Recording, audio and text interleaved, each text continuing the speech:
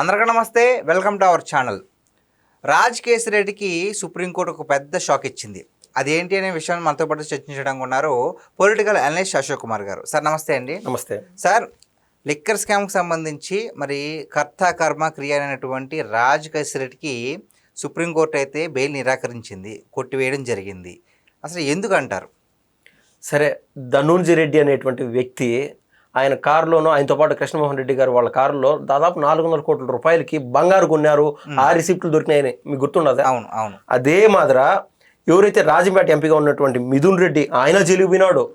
ఆయన ఎంత పెద్ద స్థాయి వ్యక్తి అయినా సరే. అదేవిధంగా చెవిరెడ్డి భాస్కర్ రెడ్డి కూడా జైలుకు పోయినాడు. కృష్ణమోహన్ రెడ్డి పోయినాడు, ధనుంజయ రెడ్డి పోయినాడు. అదేవిధంగా సాక్షి కోసం పనిచేసేటువంటి ఆయన ఎడిటర్ అనుకుంటాను బాలాజీ గోవిందప్ప, ఇంకా సజ్జల శ్రీధర్ రెడ్డి, ఇలాంటి పెద్ద పెద్ద వాళ్ళు జైలుకు పోయినారు, విచారణలకు గురైనారు. తర్వాత మొత్తం మీద ఎక్కడున్నారంటే ఇప్పుడు బయట ఉన్నారు. మిగిలిపోయింది ఒకే ఒక వ్యక్తి, ఎవరున్నా ఉన్నారంటే కసిరెడ్డి రాజశేఖర రెడ్డి.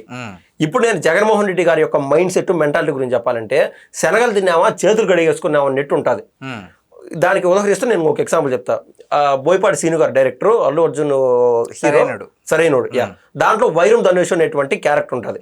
ఒక బిజినెస్ మ్యాన్ వాళ్ళ కొడుకు ఏదో చేసినటువంటి ఒక తప్పుకి, అన్నా నువ్వు ఒక్కడివే నన్ను కాపాడగలుగుతావునా అని చెప్పి ఈ వైరం ధనుష్ దగ్గరికి పోతారనమాట. ఎవరు? ఆ బిజినెస్ మ్యాన్. పోయినప్పుడు అక్కడ జరిగినటువంటి చర్చ ఏంటంటే, సరే ఇది డీల్ చేస్తాను, నేను సునాయాసంగా డీల్ చేస్తాను, అయితే నీకు పలానా చోట 30 ఎకరాల సైట్ ఉన్నది కదా, ఆ సైట్లో 29 ఎకరాల 70 సెంట్లు మనోడి పేరు మీద రిజిస్ట్రేషన్ చేసేయి, ఆ 30 సెంట్లు ఏదైతే మిగిలి ఉంటుందో అది నీ పేరు మీద రిజిస్టర్ చేసేసుకో అంటాడనమాట ఈ వైరం ధనుష్. అప్పుడు ఈ వ్యక్తి ఏమంటాడంటే, అన్న అదేం పర్లేదన్నా 30 సెంట్లు కూడా నీ పేరు మీద రాసి ఇచ్చేస్తాను అంటాడు. రేపు నీకు తెలివితేటలు ఏడన్నా ఉంటే ఏడన్నా చూపించుకో, నీ బిజినెస్ చూపించుకో, ఎక్కడ ఈ ఆస్తికి ఒక కాపలాదారుడు ఉండాలి కదా అంటాడు అనమాట.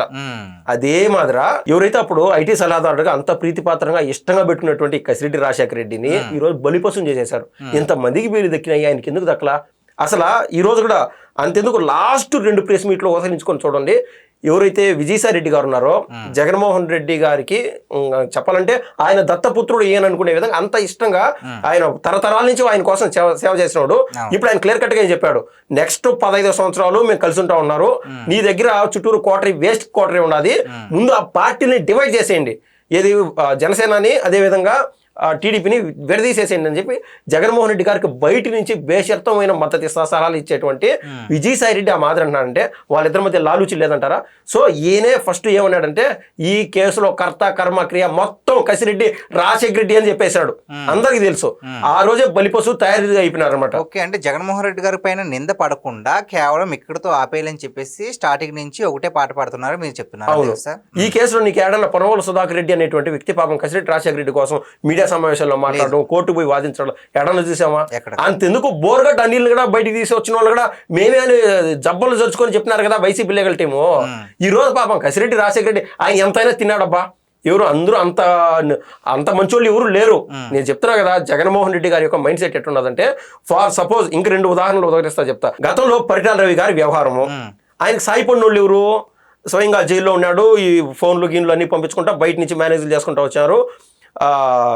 పరిటాల రవికి ఆపోనెంట్ పర్సన్ ఉన్నాడు కదా, మద్దిలచేరు సూర్యనారాయణ రెడ్డి, ఆయన సపోర్ట్ చేశారు. ఆయన సపోర్ట్ చేసినటువంటి వ్యక్తి ఎవరంటే బొద్దు సీను.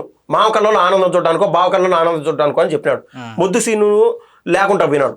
ఆయన చంపినటువంటి ఓం ప్రకాష్ ఆ క్యాన్సర్ వచ్చిందనో లేకుంటే లివర్ పోయిందనో మళ్ళీ ఆయన 1.5 సంవత్సరాన్ని చచ్చిపోయినాడు. ఈ మాదిరి లైన్ బై లైన్ ఎత్తేసుకుంటూ వస్తారు. నేనంటే ఏంటంటే, పాము తన పిల్లని ఏ విధంగా చంపేసుకొని తినేస్తాదో అంటే ఆడ ఏముండదు అనమాట, కనీసం అవశేషాలు కూడా ఉండవు. ఆ రకాన జగన్మోహన్ రెడ్డి గారు మొత్తం సంపాదించేదంతా సంపాదించేసుకుంటాడు. కానీ ఆకులు అని చెప్పినట్టు ఆ 30 సెంట్లు ఏదైతే భూమి అన్నానో ఆ మాదిరి సైడ్ లైన్ చేసేసి ఒక మనిషిని బలిపోసు చేస్తారు. అంతెందుకు పాపం దళిత బిడ్డ శ్రీనివాస్ అనేటువంటి వ్యక్తి ఆ వైసీపీ వాళ్ళు ఆడినటువంటి ఆ డ్రామాలోనూ సరే జగనన్న సీఎం అయితే బాగుంటుందని చెప్పి ఏడన్నా మెడపైన పొడిచినాడా, కడుపులో పొడిచినాడా, ఇంకేడన్నా పొడిచినాడా?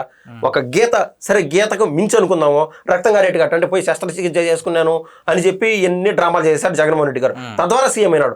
అదే టైంలో 2-3 నెలల గ్యాప్ లేకుండా 5-6 నెలల గ్యాప్ లోపు మళ్ళీ ఈయన ఎవరైతే వివేకానంద రెడ్డి చచ్చిపోయినాడు వీళ్ళందరినీ వాడుకొని ఈయన సీఎం అయిపోయినాడు. వివేకానంద రెడ్డిని చంపినటువంటి వ్యక్తులు ఒక్కొక్కరు ఎలిమినేట్ అయిపోతూ వస్తున్నారు. దీని ఏ చట్టాలు చంద్రబాబు నాయుడు మనకు తెలియదు ఏమనుకుంటామంటే, మన దేశంలో చట్టాలు న్యాయాలు బలంగా ఉన్నాయి. అయితే దాంట్లో ఉన్నటువంటి లూప్ హోల్స్ అందరూ వాడేస్తున్నారు. ఇక్కడ అందులో చాలా మంది కామెంట్స్ పెడతా ఉంటారు, జనసేన వాళ్ళని, టీడీపీ వాళ్ళని, బాబు గారిని, కళ్యాణ్ గారిని ఉద్దేశించి అంటూ ఉంటారు, ఎత్తుకోమి జైలు ఇచ్చు కదా, ఎత్తుకోమి జైలు ఇచ్చు కదా అంటే, నాయన జగన్మోహన్ రెడ్డి గారికి ఉన్నంత కక్షిపూరితమైన మనస్తత్వం వీళ్ళకి లేదు. వీళ్ళు ఆడ వేద్దాం అనుకునే అక్కడ ఎత్తకపోయి జగన్మోహన్ రెడ్డి గారిని జైల్లో వేసి అక్కడ కోర్టులు ముట్టికాయలు వచ్చాయి, మీరు సరైన ఎవిడెన్సెస్ చూపించండి అని చెప్పి. జగన్మోహన్ రెడ్డి గారు అంటే తొందరపడి 53 రోజులు 54 రోజులు ఆయన జైల్లో పెట్టేశారు. ఏదైతే స్కిల్ కేసు అది కూడా క్లీన్ చిట్ ఇచ్చేశారు. నేను ఓవరాల్గా ఏమంటానంటే, జగన్మోహన్ రెడ్డి గారు కసిరెడ్డి రాజశేఖర రెడ్డి అనేటువంటి వ్యక్తిని బలిపశు చేశాడు. ఈ రోజు దస్తగిరి బయటకు వచ్చే విధంగా అయితే అప్రూవర్గా ఉన్నాడో, అదే మాదిర కసిరెడ్డి రాజశేఖర రెడ్డి ఆల్రెడీ చుట్టూరు ఏదైతే ఆ పోలీసు వాళ్ళు ఉన్నారో ఆయన బాధ వెళ్ళబుచ్చుకుంటానే ఉన్నాడు.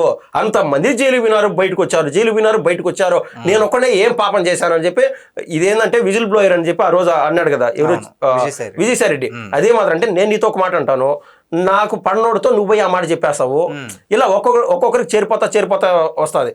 కానీ ఆ దేవుడి దయ వల్ల కసిరెడ్డి రాజశేఖర రెడ్డి బాగుండాలని నేనైతే కోరుతున్నా. ఆయన పూర్తి ఆరోగ్యంతో ఉండాలని చెప్పి భావిస్తున్నాను.